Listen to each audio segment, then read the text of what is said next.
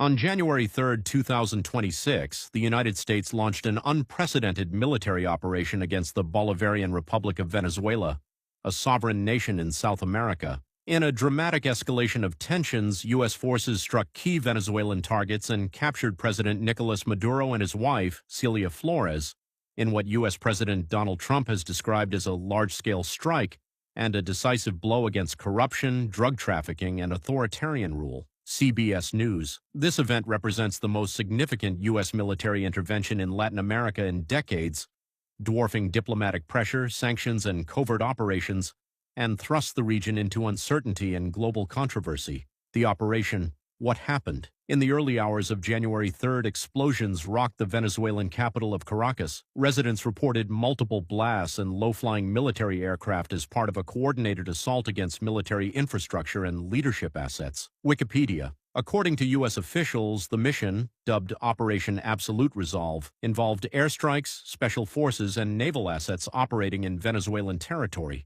Elite U.S. troops, including units from Delta Force, were tasked with locating and capturing Maduro, extracting him and his wife, and transporting them out of the country. CBS News Plus One President Trump confirmed the operation on his social media platform, claiming Maduro and Flores were captured and flown out of Venezuela, though exact details of their current location and custody have not been fully disclosed. Reuters.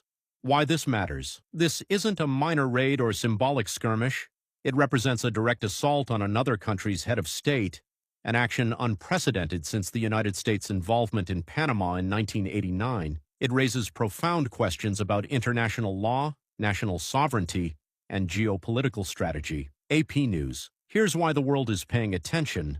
A sitting president captured. U.S. forces apprehending a foreign head of state is almost unheard of in modern history and dramatically escalates tensions in the Western Hemisphere. CBS News military action. Without public congressional approval, the operation was launched without clear evidence of prior authorization from the U.S. Congress, triggering intense debate within the United States. The Guardian's strategic implications for oil and regional politics. Venezuela holds some of the largest proven oil reserves in the world. Trump has publicly noted the importance of energy resources in the region, including potential U.S. involvement in Venezuelan oil production. AP News legal justifications versus sovereignty. Washington claims Maduro was a narco-terrorist responsible for trafficking and destabilizing regional security. Caracas and its allies denounce this as a violation of international norms and an act of imperial aggression. Axios background, U.S.-Venezuela relations, pre-2026. To understand this moment, it's essential to trace the deterioration of relations between Washington and Caracas over the past decade. Since 2013, Nicolas Maduro succeeded Hugo Chavez as president, maintaining his predecessor's socialist policies and authoritarian control. Venezuela's economy, heavily reliant on oil, collapsed amid hyperinflation, corruption, and sanctions. International observers criticized Maduro's suppression of opposition, erosion of democratic institutions, and alleged human rights abuses.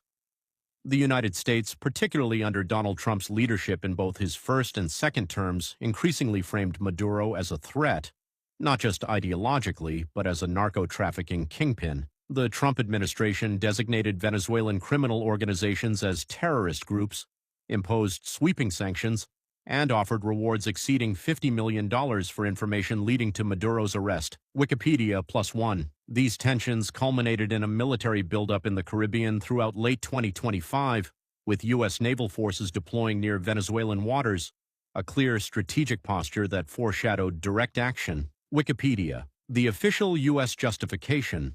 In announcing the operation, President Trump cited several key reasons: narco-terrorism and criminal indictments. Maduro was indicted in U.S. courts on charges related to drug trafficking and conspiracy, with prosecutors alleging he led criminal networks that trafficked massive quantities of cocaine into the United States. The Economic Times national security. Trump framed the mission as necessary to protect American citizens from drug-related violence and illegal immigration flows. The Economic Times regional stability and strategic interests. Trump stated the U.S. would run Venezuela temporarily to stabilize the country, manage its oil resources, and facilitate a transition to a new government. AP News. Trump emphasized that no American lives were lost, and that the mission was a success in terms of execution and objectives. The Times of India reaction. Across the globe, the world's response to this bold move has been swift and deeply divided. Supporters. Some U.S. lawmakers, particularly from Trump's party, applauded the operation as a long-needed assertion of American strength and a blow against narco cartels. The Guardian critics. Many international leaders, including officials in Europe, Latin America, China, and other regions, condemn the strikes as violations of international law and sovereignty. Axios critics have warned that this could set a dangerous precedent for powerful nations to unilaterally remove foreign leaders. Axios inside the United States, some lawmakers argue that such a significant military action should have required explicit congressional authorization. The Guardian Venezuelan government response. The Maduro government denounced the attack as imperial aggression, calling for proof of life for the president and warning of continued resistance. Vice President Delcy Rodriguez, citing Venezuelan constitutional succession rules, declared herself acting president in Maduro's absence, though her assertion has been contested. Wikipedia. Legal and ethical questions. This operation raises several critical legal and ethical dilemmas: international law and sovereignty. Under the United Nations Charter, using force in another sovereign state is generally prohibited unless for self-defense or with Security Council approval. Critics argue that the U.S. lacked a legitimate legal basis. Axios due process for alleged crimes. Maduro faces U.S. criminal charges, but capturing a foreign head of state through military force bypasses usual diplomatic and legal channels. The Economic Times precedent for regime change. This intervention may embolden similar tactics elsewhere, undermining global norms against foreign interference. Axios' potential consequences and what's next. Regional instability. Latin America could face heightened instability. Neighboring countries may be drawn in, diplomatically or militarily, as alliances and rivalries shift. Axios' domestic U.S. debate. The mission could deepen political divides in Washington over presidential war powers versus congressional authority. The Guardian Venezuela's future. With Maduro detained, power dynamics in Caracas are unclear.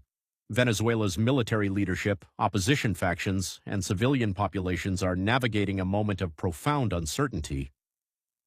AP News oil and economic influence. Trump has openly discussed the importance of Venezuelan oil and U.S. companies' involvement in its production, a factor that could transform the country's economy and U.S. energy strategy. AP News conclusion. The capture of Nicolas Maduro by U.S. forces marks a watershed moment in American foreign policy and international relations. What began as months of escalating pressure on Caracas has culminated in military intervention, international debate, and profound questions about sovereignty, justice, and the future of the Americas. History will judge this moment not only by its immediate impact but by the long-term consequences for regional stability, international law, and the norms governing the use of force in the modern world.